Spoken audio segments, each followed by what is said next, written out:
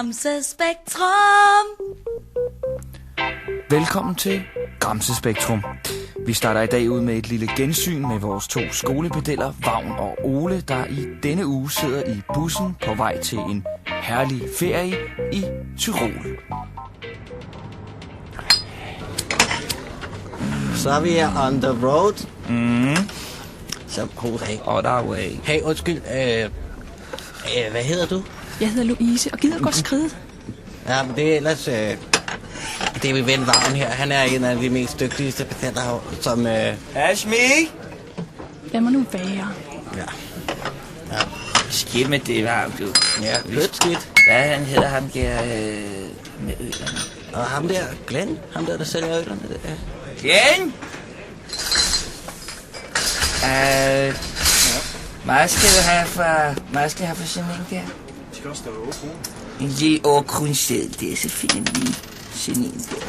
Jeg skal have 2 stykker. Tak, Glenn, du er god, mand. God, Ole. Skål. Skål.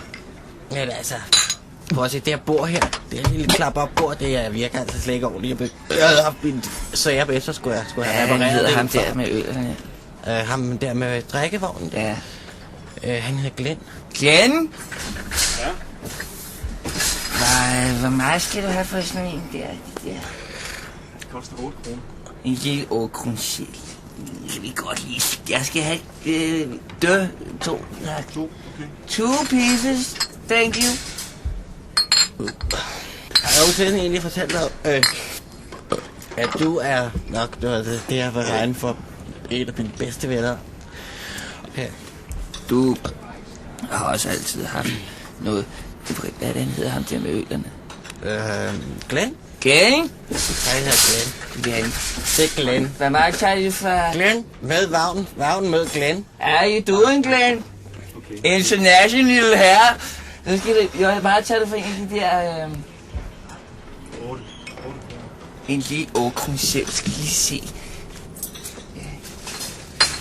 Tak skal du have. Thank you, Glenn. Thank you. Thank you. Glenn. Undskyld, hvad hedder du? Må jeg lige spørge dig, hvad? Skrid nu.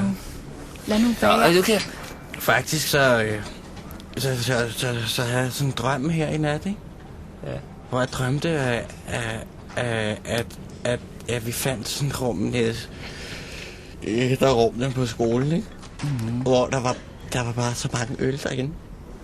Det var et rum, som du havde fundet. Det var dig, der var ude at finde det, ikke? Ja. Så ringede du selvfølgelig til mig, ikke? Ja, så Og så gave you a little call from the room. Ja, så ringede du på walkie-talkie'en, og så kom jeg ned, og så sad vi bare os to. Det der helt specielle rum, hvor der var hvor der var rigtig, rigtig mange øl nede.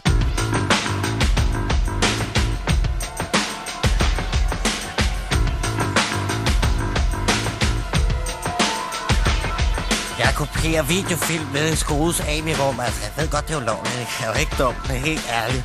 Piratkopiering. Det er en joke. Fanden er optaget på den her remote? Min telefon ringede. Jeg tænkte, hvorfor ringer den? Det var Vagn. Min bedste ven, han sagde... Jeg har fået nogle bajer. Der er helt vildt mange. Et et rum nede i skolens kældergang. Det er det der rum lige ved den store sal. Jeg tror mindst der er 600 kasser på kæl. Du har røv på mig. Nej, alligevel sgu ikke. Der er lige så mange øller, man der overhovedet kan drikke. Jeg tog mine nøgler ved Cecil og bundet min sherry. Og så har jeg lavet 7 kopier af Hannibal og Jerry og 2 af Pretty Woman og den nye med Johnny Depp. Så sagde jeg, skal vi drikke? Ja! Lad os spille os kapsler af. Skål. Lad os spille os kapsler af. Det her kasse er guld. Efter 3 passer pokal var vi simpelthen så stive, som 2 skolepedeller overhovedet kan blive overhovedet. Vi var meget fulde. På et tidspunkt begyndte Vagn...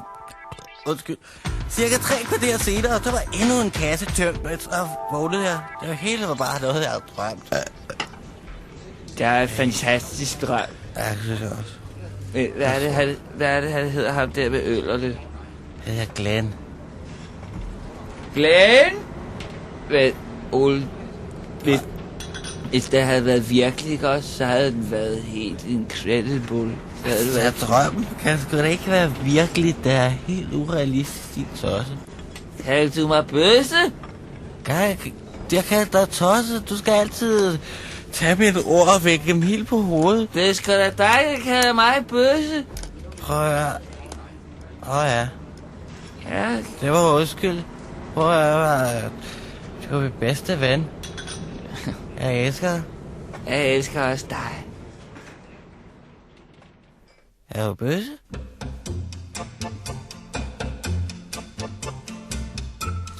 Velkommen til Sprogminuttet.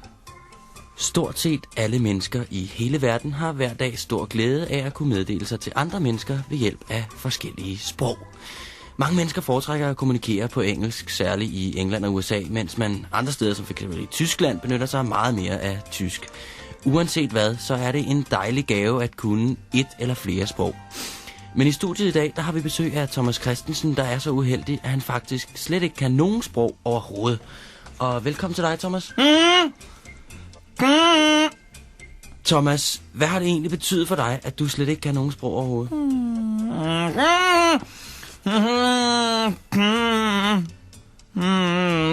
Ja, det lyder jo godt nok, som om det er et ret stort problem for dig. Har du aldrig tænkt på at gøre noget ved problemet? Altså, jeg tænkte personligt på, at du for eksempel kunne starte med at tage den der kartoffel ud af munden. Hvordan er det ikke hjælp det?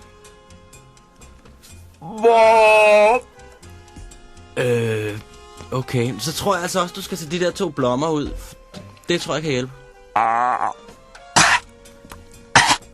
Hvordan er det? Nå, okay. Prøv at høre, så tror jeg altså ikke, der er andet for, at du må også tage den der vagtel ud af munden. Også den der due. Også den anden. Hvordan er det?